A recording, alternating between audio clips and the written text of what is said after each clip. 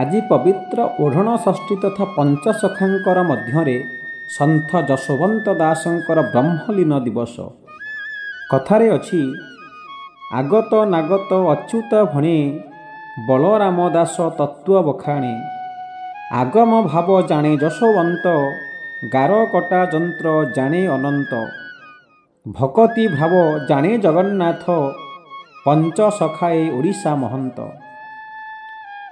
ଆଗମ ଭାବ ଅର୍ଥାତ୍ ଯାହା ବେଦତତ୍ତ୍ୱଠୁ ମଧ୍ୟ ଊର୍ଦ୍ଧ୍ୱରେ। ପ୍ରତ୍ୟେକ ଶାସ୍ତ୍ରର ଭାବାର୍ଥ ଏବଂ ଶାସ୍ତ୍ରୀୟ ମୂଲ୍ୟବୋଧ ତାଙ୍କ ମୁଖରେ ଥିଲା। ପ୍ରତ୍ୟେକ ଶାସ୍ତ୍ରର ଭାବ କିପରି ଜଣେ ସାଧାରଣ ମଣିଷ ବୁଝିବ, ତାହା ଥିଲା ତାଙ୍କର ମୂଳ ଲକ୍ଷ୍ୟ। ଏହି ଲକ୍ଷ୍ୟକୁ ସାକାର କରିବାକୁ ଯାଇ ମହାପ୍ରଭୁଙ୍କର ଆଶୀର୍ବାଦରୁ ସେ ରଚନା କଲେ ଆତ୍ମ ପରିଚୟ ଗୀତା।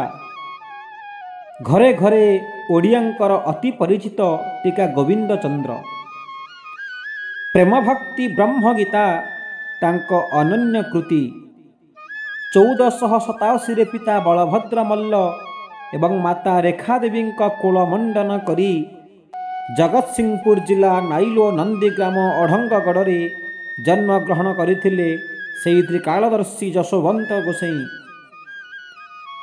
ନିଜ ଜନ୍ମସ୍ଥାନକୁ ବର୍ଣ୍ଣନା କରିବାକୁ ଯାଇ ମହାପ୍ରଭୁ ଶ୍ରୀ ଜଗନ୍ନାଥଙ୍କ ଉଦ୍ଦେଶ୍ୟରେ ପଦେ ଲେଖିଲେ, ଅଢ଼ଙ୍ଗଗଡ଼ରେ ମୋତେ ରଖିଲ ଗୋସାଇଁ, ବାଛି ଯଶୋବନ୍ତ ନାମ ଦେଲ ଭାବଗ୍ରାହୀ।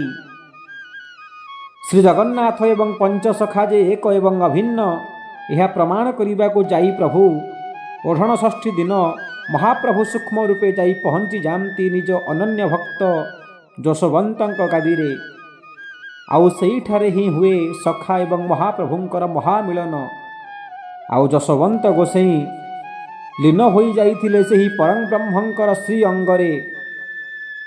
ଏ ହେଉଛି ମହାପ୍ରଭୁ ଶ୍ରୀ ଜଗନ୍ନାଥ ଆଉ ଯଶୋବନ୍ତଙ୍କ ମଧ୍ୟରେ ସମ୍ପର୍କ। ଆଜିର ପବିତ୍ର ତାଙ୍କର ବ୍ରହ୍ମଲୀନ ଦିବସରେ ସେହି ତ୍ରିକାଳଦର୍ଶୀଙ୍କ ପାଦ ପଦ୍ମରେ ଅନନ୍ତ କୋଟି ପ୍ରଣାମ। ଜୟ ଜଗନ୍ନାଥ, ଜୟ ପଞ୍ଚସଖା।